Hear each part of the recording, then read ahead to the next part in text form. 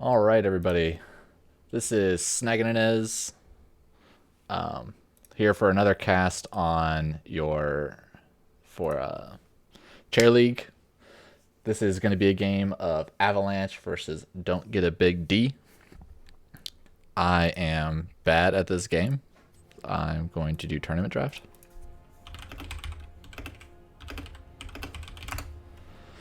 So that might help. Let's do team one is first pick.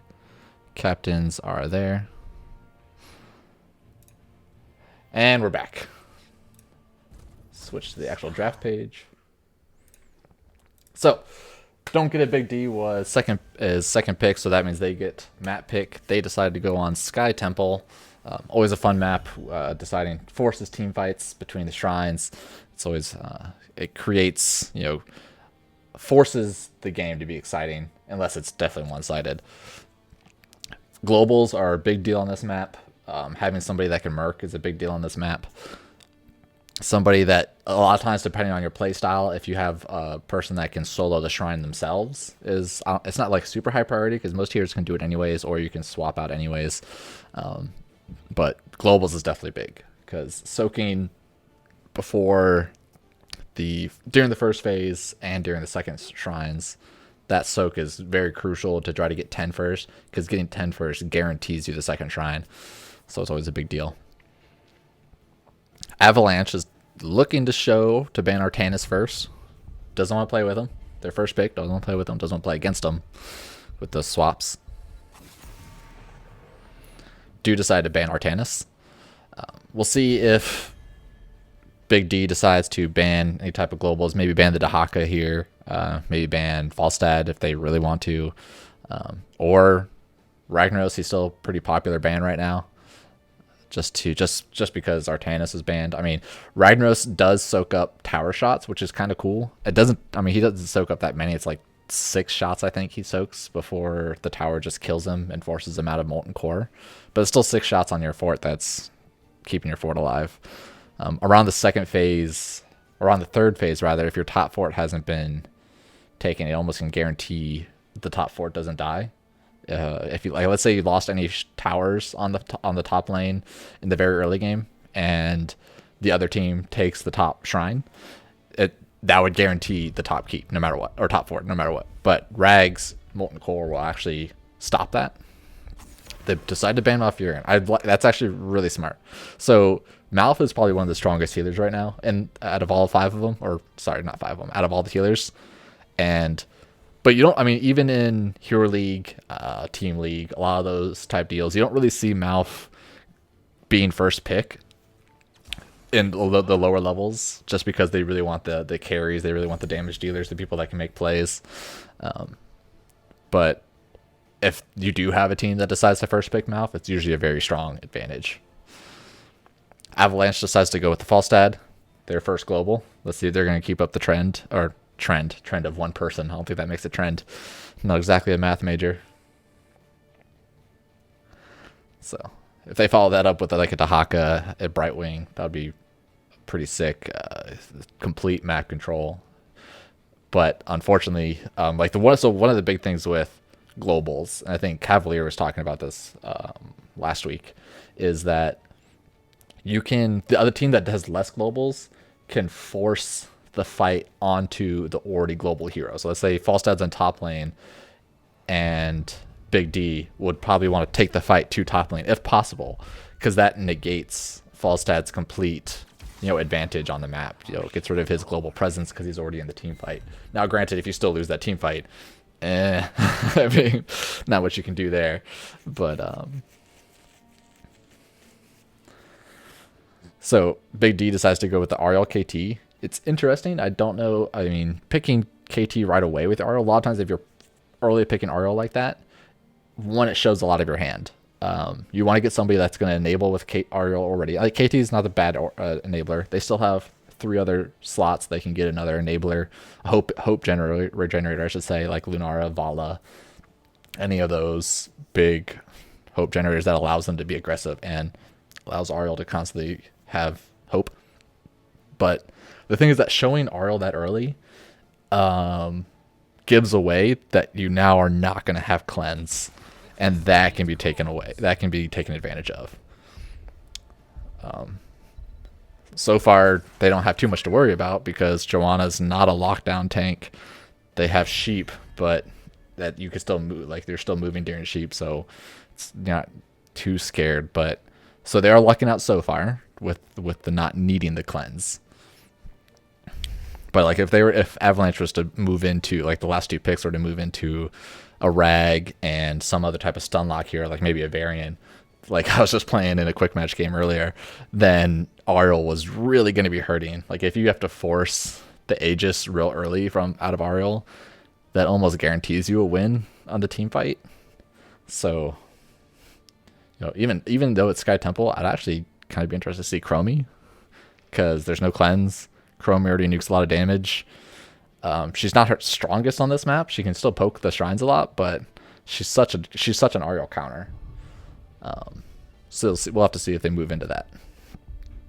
So far there's only been one tank taken. There's still ETC, Murden, Diablo available for Sky Temple, and they don't need to ban a tank, so they're just going to ban a Jane to get rid of a lot of the burst damage available.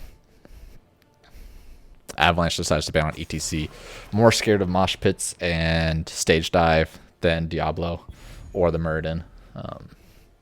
Solid. It's a solid choice. I mean, mosh pits can generally win you games straight up, but they're already showing 3 interrupts for mosh, so I'm sure they're not scared of that part. It's probably more scared of the power slide into KT stun into death. But T-Hug says Avalanche likes Ariel. Was a good steal. Really? I mean, I'd be surprised. I'd be impressed if they did their homework and actually saw what the other teams were playing after 1 week of Chair League. That'd be pretty impressive. Zagara, interesting. We haven't seen Zagara in a long time. She just recently got changes. Her Hunter Killer's a little bit more damage. She's got a little bit more speed on creep. Her creep can be placed a little more often. Definitely added more to her damage. It does give them global if she takes Nidus Worm. Granted, that gets rid of a lot of their team fighting if she goes Nidus Worm. But so she's going to be essentially their bottom laner in the first phase, top laner in the second phase, and go with that. They do go with the Diablo as their tank. A good stun lock here. He's a pretty solid tank no matter what. I mean, he's just viable right now. He can kind of fit in any comp. He just gets somebody out of position and allows the team to follow up on it. Diablo into KT stun, if they coordinate that, can be pretty strong. Doesn't have too much. I mean, I think Diablo, it's actually very interesting because Diablo can stun on the 3 different points of the shrine. So during the actual shrine fight, that gives them a lot of control.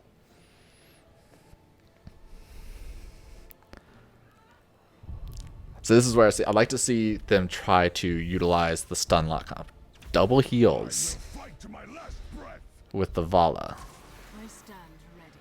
Were they watching some HGC? I feel like they might have been watching some HGC. Because I feel like the Europeans did this with the double heal Vala. A lot of times Vala is very squishy. She's a very low health pool out of the assassins. Hey, Stealth Chaos. She's got a very low health pool out of the assassins, so she usually needs somebody that can enable her, like a Zarya, a Tassadar, anybody else with shields or good healing, like a strong healer. Like Malf by himself can usually take care of a Vala decently. So with the Rhaegar slows, the Brightwing, Pixie Dust, and AoE heals, I can't check the lobby. I can't go to chat right now to see if they play RL a lot.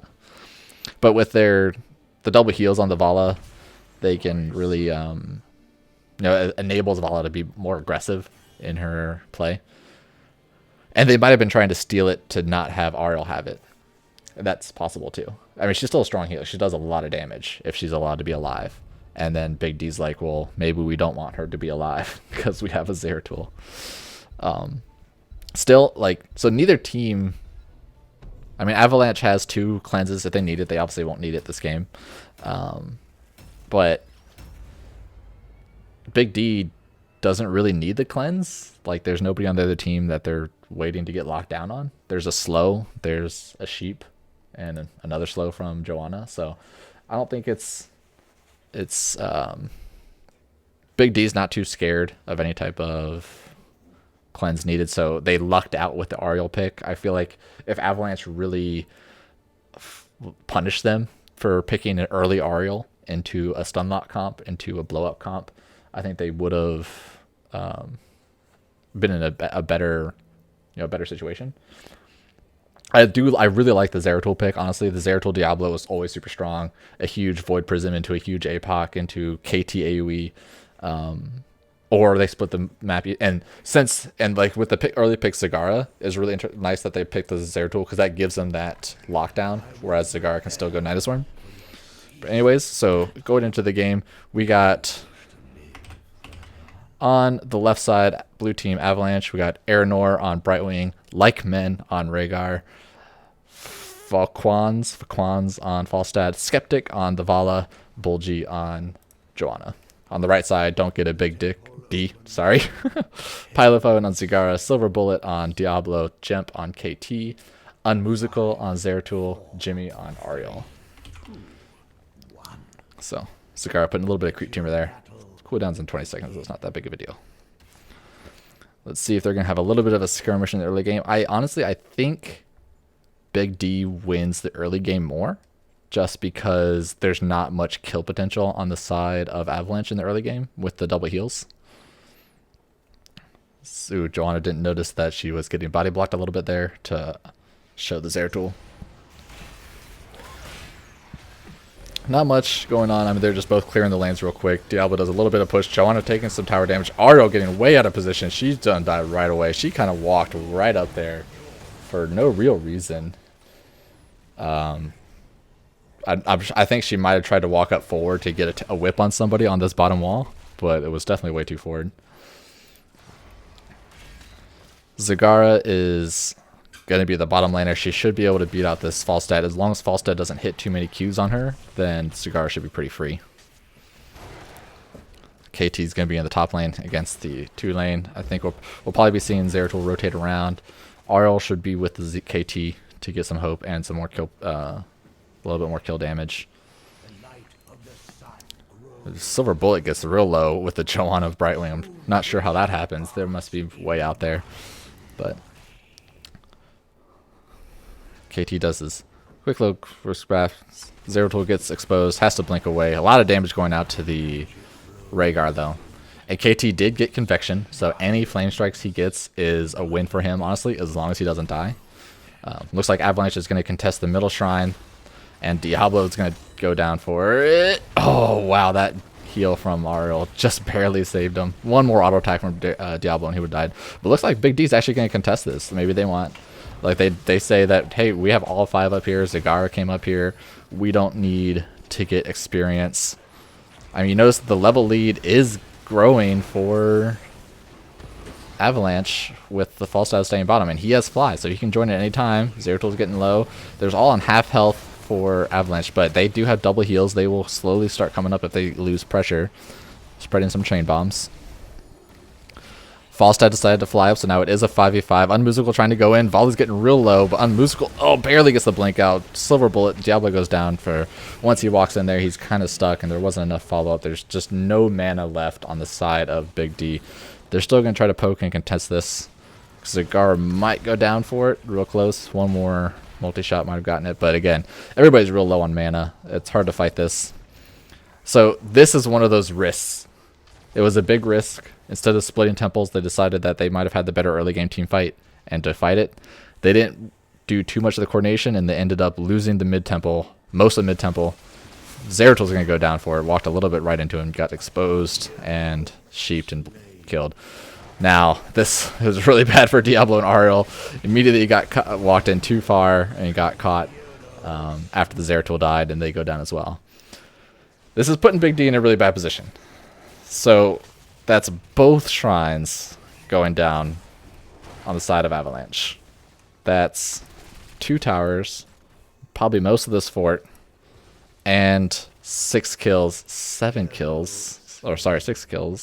with the fly from Falstad. Sorry, I missed that. Not looking too good. They're gonna have to pull some big team fighting out to come back from this one. They're already up a tier with the 7. Diablo is looks like he's trying to get on the other side to get the pull, the push into some type of wall for Joanna. Not the best person to push around because she does have that unstoppable, as you see there. Zeratil's gonna be rotating around here, trying to go for the Brightwing. Gets exposed again, but no really pressure here yet. There's all 4. Zagara does show mid, and they're just going to walk away. No harm, no foul.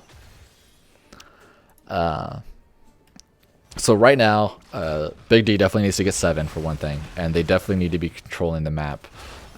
Avalanche has all the time in the world to get the mercs when they want, to go to the lanes when they want, they're not too afraid. I mean, granted, they still want somebody soaking. You still want to keep your lead. And these two, they're just able to, they walk in, they just walk away. If they're not afraid of anything. I mean, losing these tower shots is okay, but they know that if they fight here, Joanna's getting body blocked a little bit if they keep that up. The good blink to the Zeratil trying to body block some more wasn't quite enough, and Joanna was able to just walk away into the tower, so now she's going to back. She had no mana anyway, so she needed to back. So the Knights are taken a little bit early. A good thing to remember on this map is the second shrine always spawns 2 minutes after the first shrine ends. So you kind of want to pay attention to right when the last shot goes, right to what time it is, add 2 minutes, and then take about a minute off that and start Knights. That's like your kind of a good plan. So see, a lot of times the idea there is that you want the Knights pushing while the bottom shrine is going on. So you see that was off by about 20 seconds. And then that either forces the other team to defend Knights and be down a man on the shrine fight, or it forces them to all send all 5 to the shrine and possibly lose the top fort. But Zagara's getting a little too far forward. She didn't see anybody on the map. Probably need to be a little bit more passive there. Does get taken out for it between the Brightwing Sheep and the Falstad. Diablo's deciding to walk up to him saying he's not scared. Falstad might be able to get flipped here. Oh, that would have been sick if he reacted and flipped the Falstad there and pushed him into the tower. But they are level 10 now. They need to kind of just back off, soak. Don't push more into the lane. Diablo's trying to make some sneaky plays. Yeah, but Big D definitely just wants to get 10 now. That's their biggest projective. Diablo's going to go down again. Walking out a little bit too far. Just gotta remember that he doesn't have an escape other than just walking away, and there are a lot of slows on the side of Avalanche. Joanna is actually getting quite low here from trying to soak those tower shots. So here comes the Falstad. Brightwing might be a chance teleporting in. The gust was a whiff. Those minions got pushed so hard to that gate. I mean, that's like hurricane force winds on those little minions. Right into the gate. It's gotta hurt. A full collapse on Big D onto this rotation of Avalanche. It's going right for the Ariel, though. Ariel is out of hope. That is the worst thing. They're still not level 10 yet, so they can't do anything about this. All split up on the side of Avalanche. Going for the Diablo, going for the KT, going for the Zeratil. Zeratil does decide to go down. Diablo reacting back into the Rhaegar, but it's not enough kill potential to actually get the Rhaegar. Ariel walks away, condemns her Zerg sister? Sisterhood? Not brotherhood. To death. So this is going to allow Avalanche to just get the boss. There's still 10 seconds left on the side of Big D. And they have Gust anyways. Gust is up, so they can always, fall side positions to get on the other side so he can Gust away. Really good positioning. And it's a free boss. Now this boss should be able to keep wall. I don't expect it to do too much than keep wall. But if they split push on it, they might be able to get a fort elsewhere. Looks like they might be going for top lane. They might just go for these knights up here. That'd be a really cheeky play. They're just trying to get some vision, make sure that they know where Big D is. Like, this is a Big D almost wants to team fight before Avalanche is level 13, but they're going to get it after this fort anyways. But they're stuck in a position because they had to defend boss. They can't just team fight. And with the next shrine phase coming up, it's going to come down to, you almost don't want to trade. Any trading temples for Avalanche is a win for them. They'll trade all day. They're 2 forts up. Most of the structure damage on top is ahead of them as well. They're willing to trade all they want. Zeratul might get Brightwing out a little bit. So we do see Nidus out of Zagara. APOC was a little early, or rather a little late, actually, according to the flip. You want to press APOC, charge, then flip. Zeratul gets sheeped with the Falstad Fly. There is a good VP there, but what a save from the Ariel. Still dies. Good timing on the Rain of Vengeance from the Vala. Bloodlust goes out. Vala's going to do work. And this should be at least a 4-man wipe on the side of Avalanche. KT will be able to walk away. I think he might have been able to get his convection stacks. Not yet. And it looks like they are just going to push into a keep for this. They know it's 4 dead on the side of Big D, so Avalanche is just going to take advantage. Any structure damage that they can do that's not done by the Shrine is going to be, way exponentially beneficial for them. Sorry, I got a little bit of hiccups. I think there's a little bit of a misplay on that team fight. So the Zeratul was on the left trying to look for the solo pick on somebody that's straggling. The Diablo was trying to get the solo stun with his APOC, but he didn't do the combo correctly. So it's just a little bit of miscommunication on the side of Big D on who they wanted to go after, when they wanted to go after them.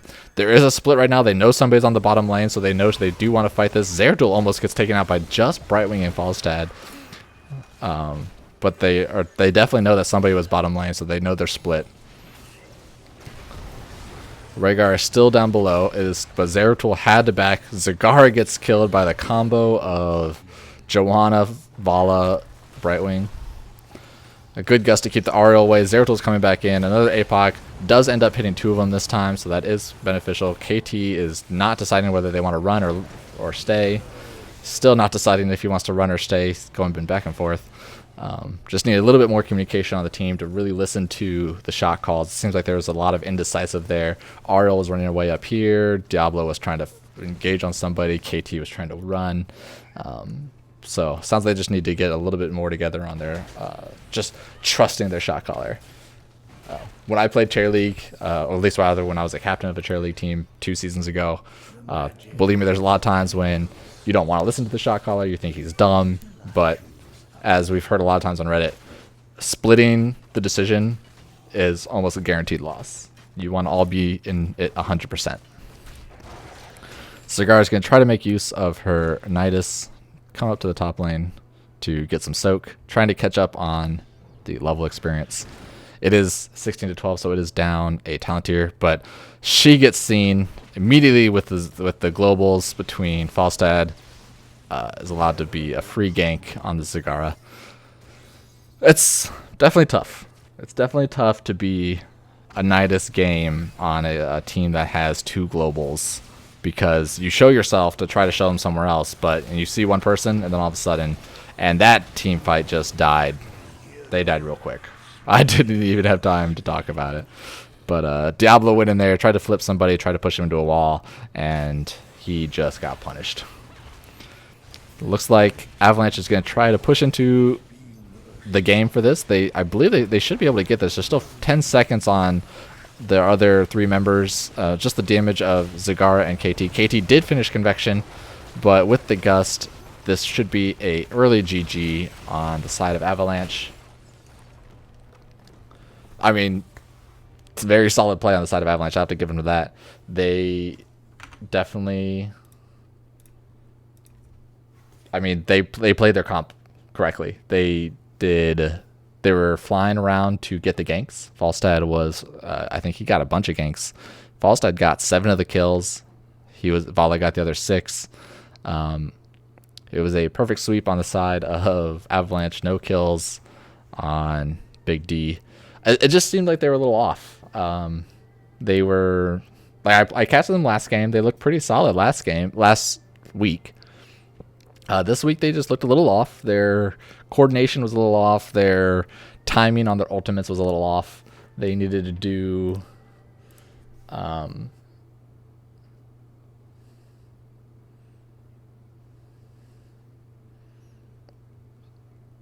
sorry, I'm reading chat. Duke is another one. He's actually my brother-in-law's.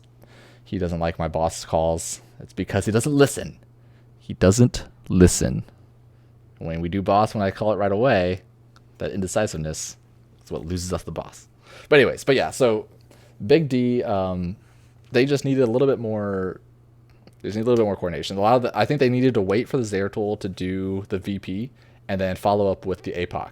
I think that was going to be their play. That's like kind of what their draft attended to. Because they had the KT follow up, they had good damage follow up. Zagara is sustained AA damage, KT is burst, Zeratul's burst. They had the kill potential. They just weren't able to use it as well. But either way, congratulations to Avalanche.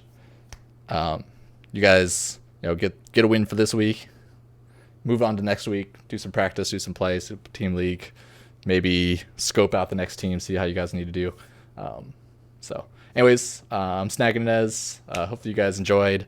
You hit the follow if you like it. I'm going to try to start casting. I'm casting a lot more. I'm actually casting later tonight at 10 Eastern or 7:10 Pacific. So probably next 40 minutes. So I got another game tonight, and I got 2 games tomorrow, plus my own chair league game and my chair league team. I'm going to be streaming that as well. It'll have a delay. So see you guys in about 40 minutes. Looks like I'm probably going to show you. I'm going to probably host another chair league cast to see and just have that host going until my next game. So I'm just going to find another. Thanks, Hugs. I'm practicing. I'm trying not to do a cast where it's like all just yelling and shot calling, like yelling, oh my god, this is what's happening, this is what's happening, this is what's happening, this is what's happening. Because you can see what's happening. So I'm trying to get into more of a style of just talking, analyzing what you shouldn't do, what was good, what was bad. Trying to have more of that focus and analytical as opposed to a shoutcaster. So let's see if I can find a chair league cast right now. Do.